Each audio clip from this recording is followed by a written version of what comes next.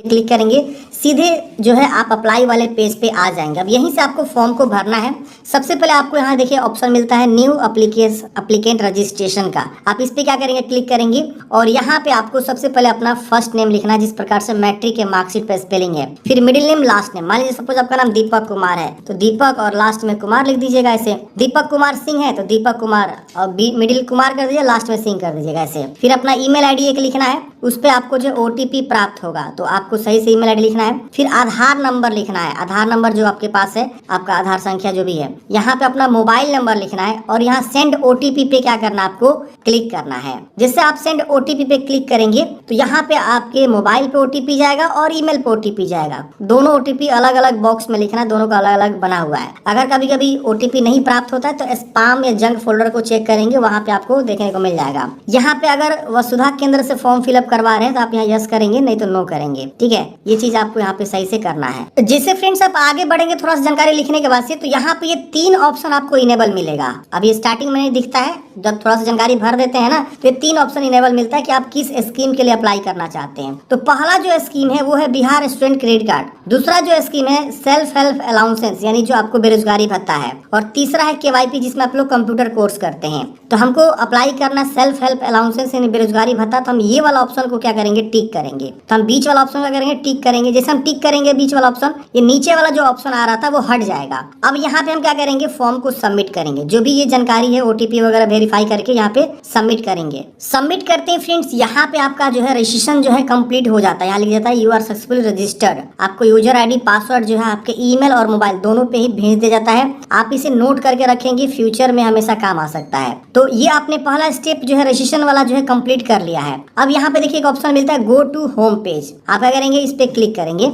अब यहाँ पे आपको जो यूजर नेम प्राप्त हुआ है, यूजर नेम में आपका ईमेल आईडी ही होता है, तो आप यहाँ पे अपना ईमेल आईडी लिखेंगे। पासवर्ड आपके ईमेल और मोबाइल दोनों पे भेजा जाता है, तो आप पासवर्ड यहाँ पे आपको लिखना है। फिर जो है ये कैप्चा जो दिख रहा है इसको यहाँ पे लिखना है, इंटर कैप्चा पे, और उसके से लॉगिन वाले बटन पे क्या करना है, आपको क्लिक करना है। जैसे फ्रेंड्स आप लॉगिन करते हैं तो यहाँ पे अब आपको पासवर्ड चेंज करने का ऑप्शन आता है। तो अब जो आपको एसएमएस के तौर पे पासवर्ड प्राप्त हुआ है वो यहाँ पे आपको लिखना है और एक नया पासवर्ड बना लेनी है जो आपको हमेशा फ्यूचर में याद रखना है। तो पासवर्ड यहाँ पे लॉगिन करते ही आपको फर्स्ट टाइम पासवर्ड को रीसेट भी करना होगा। तो हम यहाँ पे एक ओल्ड पासवर्ड जो हमको प्राप्त हुआ वो लिखेंगे और नया पासवर्ड जो हमको अभी बनाना है, जैसे कि मान लीजिए सपोज आपका नाम राजू है तो RAGU@123 ऐसे करके आप पासवर्ड बना लीजिएगा, या डेट ऑफ बर्थ का लास्ट अंक रख सकते हैं। मतलब @ ये सब यूज करके आपको पासवर्ड को बनाना होता है ताकि वो स्ट्रॉन्ग रहे, काम करे। तो आप यहाँ पे पासवर्ड को सेट करके यहाँ सबमिट करेंगे, आपका पासवर्ड जो क्या होगा, रीसेट हो जाएगा। पासवर्ड रीसेट करते ही यहाँ पे आपको ऑप्शन मिलता है कि पासवर्ड चेंज हो चुका है, रीसेट हो चुका है।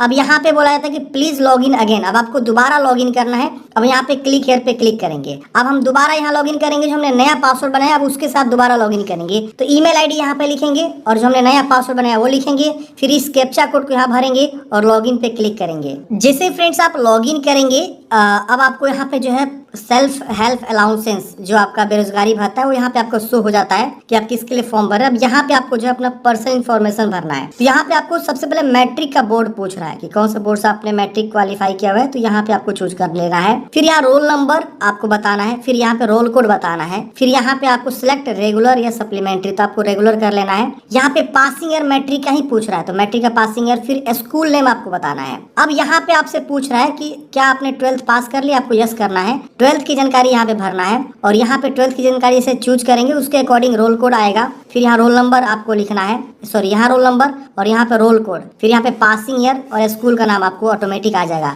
रोल कोड रोल नंबर देते हैं ऑटोमेटिक स्कूल का नाम आ जाता है। फिर यहाँ पे अपना फर्स्ट नेम, फिर मिडिल नेम और लास्ट नेम यहाँ पे आपको लिखना है। फिर फादर्स का first name, middle name, last name लिखना है। फिर मदर का first name, middle name, last name लिखना है। ये सारी जानकारी मैट्रिक के जो मार्कशीट होता है उसके अकॉर्डिंग भरेंगे। स्पेलिंग कहीं गलती नहीं करना है आपको। अगर आपका स्पेलिंग गलत है तो आप उसको पहले सुधरवाएंगे। जैसे कि होता क्या है ना कि आधार और आपका मैट्रिक का मार्कशीट अलग अलग है, तो आप आधार कार्ड को पहले सुधरवा लीजिए, उसके बाद आप फॉर्म भरिएगा, वरना आगे चल के रिजेक्ट भी हो सकता है। अब यहाँ पे आपको डेट ऑफ बर्थ की चॉइस करनी है। कैलेंडर ओपन होगा, यहाँ से पहले ईयर चूज करेंगे, फिर यहाँ पे जो है आपको मंथ चूज करना है और फिर यहाँ पे आपको जो है डेट चूज कर लेना है। ऐसे आपका डेट ऑफ बर्थ यहाँ शो कर देगा। अब यहाँ पे आपको जेंडर बताना है, मेल है कि फीमेल है, यहाँ से जेंडर आपको चूज करना है। मैरिड है कि सिंगल है ये आपको बताना है। तो अपने अकॉर्डिंग यहाँ पे आप भर दीजिएगा। फिर यहाँ से कैटेगरी बताना आपको, जैसे अगर मान लीजिए सपोज ये काम नहीं करता ना, तो टैब यूज करेंगे तो यहाँ देखिए कैटेगरी आएगा, देख रहे ना, मेल फीमेल जो भी है, और यहाँ पे टैब दबाएंगे, जैसे कि आपके कीबोर्ड में टैब होता है। अब देखिए कैटेगरी यहाँ पे general, EBC, OBC, SC, ST. तो जो लोग मतलब बिहार के हैं तो वो ईबीसी से आते हैं तो ईबीसी, और ओबीसी हैं, ओबीसी यहाँ नहीं होना चाहिए, बीसी होना चाहिए था, लेकिन यहाँ पे आप बीसी वाले कैटेगरी यहाँ ओबीसी चूज कर लेंगे। एससी एसटी का भी ऑप्शन है, जनरल का भी ऑप्शन है, तो जो भी कैटेगरी से बिलोंग करते हैं आप अपने अकॉर्डिंग यहाँ से चुनाव कर लेंगे। फिर यहाँ पे आपको अपना बैंक डिटेल्स देना है, तो IFSC कोड जैसे लिखेंगे आपका बैंक नेम आ जाएगा, ब्रांच नेम आ जाएगा, बस आपको अपना अकाउंट नंबर लिखना होगा। फिर यहाँ पे आपको अपना जो परमानेंट एड्रेस बताना है। रूरल से आते हैं, रूरल मतलब गाँव हो गया, अर्बन मतलब होता है शहरी, तो अगर आप गांव से आते हैं तो रूरल चूज करेंगे, यहाँ पे अपना जिला चूज करेंगे, यहाँ ब्लॉक आएगा, पंचायत चूज करना है, विलेज का नाम लिखना है, पोस्ट ऑफिस का नाम लिखना है। फिर यहाँ पे पिन कोड एरिया का जो 6 डिजिट का पिन कोड होता है वो लिखना होता है। फिर यहाँ पे रेसिडेंशियल एड्रेस अगर सेम है, ऊपर वाला इसको यस पे टिक करेंगे, ये वाला टिक करेंगे तो आपका ऑटोमेटिक जो है क्या होगा, नीचे लिखा जाएगा। अब यहाँ पे सेव एज ए ड्राफ्ट पे क्या करना है, आपको क्लिक करना है। अच्छा, अब यहाँ पे थोड़ी जानकारी समझ लीजिए, जैसे कि अभी मैं फिलहाल ये वीडियो बना रहा हूँ, योजना जो है 2 दिन पहले ही लॉन्च हुआ है, तो यहाँ पे जो है ना ग्रेजुएशन वाला जो ऑप्शन है अभी तक इनेबल नहीं हुआ है। तो जैसे यहाँ पे 12th आ जाएगा, उसके बाद जस्ट नीचे ग्रेजुएशन की भी जानकारी यहाँ पे ऐड होगी। तो अगर अभी तक आपने 12th किया हुआ है, 12th वाले जो बच्चे यहाँ पे देख रहे हैं, तो वो 12th तक यहाँ पे अभी फॉर्म को अप्लाई कर लीजिएगा। लेकिन जो ग्रेजुएशन किए हैं वो अभी जो है 10 दिन वेट करें। कितना दिन? 10 दिन। 10 दिन बाद जो है उनका यहाँ पे फ्रेश जो है आवेदन शुरू हो जाएंगे, क्योंकि इस पोर्टल में थोड़ा सा मॉडिफाई करेगी सरकार, उसके बाद यहाँ पे ग्रेजुएशन वाले के लिए भी इनेबल हो जाएगा, ठीक है ना। तो आप लोग थोड़ा सा 10-15 दिन वेट कर लीजिए। अभी 12th वाला ही, पुराना वाला ही पोर्टल, क्योंकि ये योजना पहले से चलते आ रही है, तो आपको मैं प्रोसेस बता रहा हूँ कैसे करना है, आप समझ लीजिए, उस प्रोसेस को दोहराइएगा, आसानी से आप कर पाइएगा। चलिए अब यहाँ पे हम क्या करेंगे, सेव ड्राफ्ट पे क्लिक करेंगे, सेव एज ड्राफ्ट पे। सारा जानकारी भरने के बाद से फ्रेंड्स, अब यहाँ पे आपको एक ऑप्शन मिलता है प्रीव्यू। प्रीव्यू आपको जैसे नहीं क्लिक करेंगे तो आपका सबमिट वाला बटन इनेबल ही नहीं होगा। तो पहले आपको प्रीव्यू करके सारा जानकारी को चेक कर लेना है कि जो भी हमने जानकारी दिया सब चीज सही दिया है कि नहीं दिया है, कहीं कुछ गलती तो नहीं है। अब यहाँ पे आपको प्रीव्यू का एक ऑप्शन मिलता है, इस पे आप क्या करेंगे, क्लिक करेंगे,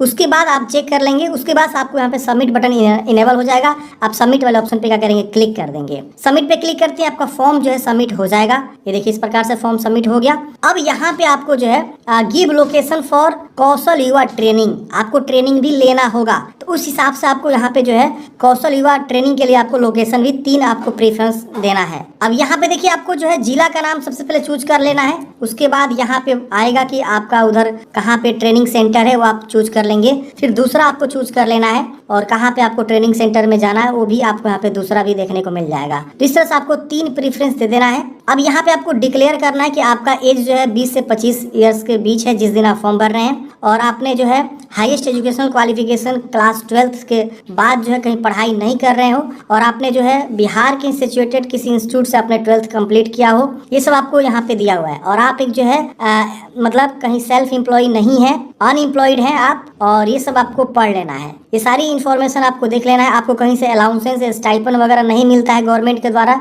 ये भी आपको ध्यान रखना है। बिहार के आप परमानेंट निवासी हैं, ये सब आपको बताया गया यहाँ पे। ये सब डिक्लेरेशन है जो आपके द्वारा यहाँ पे मतलब लेना है। फिर इसको डिक्लेयर कर लेना है। नीचे डिक्लेयर करने के बाद से फ्रेंड्स, अब यहाँ पे आपको जो है सबमिट वाले ऑप्शन पे क्या करना है फ्रेंड्स, आपको क्लिक करना है। सबमिट पे क्लिक करते यहाँ पे आपको बोलेगा कि आप अलाउ करिए, कि बाद में आप चेंज नहीं कर सकते हैं। यहाँ पे आपको ओके कर देना है। ओके करते ही आपका फॉर्म सबमिट हो जाता है। अब देखिए यहाँ पे आपका जो रजिस्ट्रेशन आईडी यहाँ पे आपको शो हो जाता है, यहाँ पे कांग्रेचुलेशन लिख दिया जाता है। अब यहाँ पे आपको एक जनरेट ईमेल एक्नॉलेजमेंट का ऑप्शन मिलता है, आप क्या करेंगे, इस पे क्लिक करेंगे तो आपके ईमेल पे जो है इनका जो प्रिंट आउट है, मतलब एक तरह से रिसिप्ट बोल लीजिए, आप यहाँ पे जो है क्या कर सकते हैं, डाउनलोड कर लेंगे। ईमेल पे भेज दिया गया आपका रजिस्टर ईमेल आईडी PDF, उसको प्रिंट आउट कर लेना है। अब देखिए इस प्रकार से आपको एक रिसीविंग प्राप्त होता है, इसी को आपको क्या करना है, प्रिंट आउट निकालना है। प्रिंट आउट निकालने के बाद से यहाँ पे आपको क्या करना है, एक फोटो जो है पासपोर्ट साइज चिपका लेना है। और यहाँ पे ऑलरेडी सारी जानकारी फिलअप भी मिलेगा, आप यहाँ पे देख पा रहे होंगे। मैंने यहाँ पे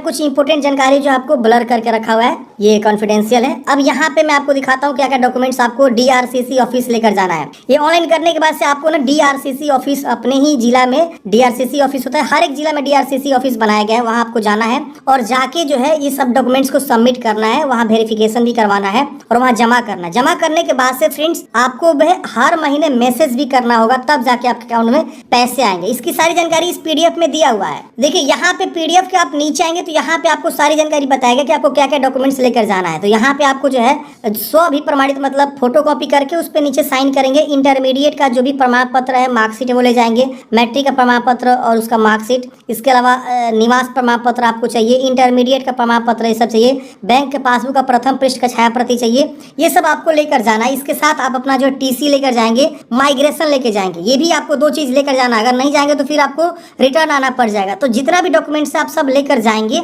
और इस पीडीएफ को प्रिंट भी लेकर जाना है आपको और यहाँ पे साइन कर लेना है, फोटो मैंने बताया वहाँ चिपका लेना है, यहाँ पे स्थान अपना गांव का नाम, तिथि लिख दीजिएगा, यहाँ पे अपना सिग्नेचर कर लेना है। देखिए और नीचे आप आएंगे पेज नंबर 3 पे, इसी पीडीएफ में आपको जानकारी दिया गया कि आपको क्या क्या डॉक्यूमेंट्स अपना लेकर जाना है साथ में, ठीक है ना। महत्वपूर्ण निर्देश है कि आपको डीआरसीसी ऑफिस पे जाना है, किसी भी कार्य दिवस पे, संडे नहीं होना चाहिए, किसी छुट्टी नहीं होना चाहिए, ध्यान रखिएगा। और वहां जाके 60 दिन के अंदर अपने कागजात की सत्यापन कराना है। अगर आप 60 दिन के अंदर अपना कागज का सत्यापन नहीं कराते हैं तो रद्द भी हो जाएगा। अब वहाँ बोला गया कि आपको हस्ताक्षर करना है, फोटो चिपकाना है, उसके साथ मैट्रिक का और इंटर का जो है जो भी प्रमाण पत्र है, मार्कशीट है, वो सब आपको लेकर जाना है। आवास से प्रमाण पत्र लेकर जाना है, बैंक का पासबुक लेकर जाना है, उसका फोटो कॉपी जिस पर IFSC कोड, बैंक का नाम, अकाउंट नंबर स्पष्ट लिखा हो, फिर आधार कार्ड की फोटो कॉपी, उसके बाद से 12वीं उत्तीर्ण होने के पश्चात परित्याग पत्र यानी टीसी जिसको बोलते हैं, माइग्रेशन वो भी आप ले लीजिएगा।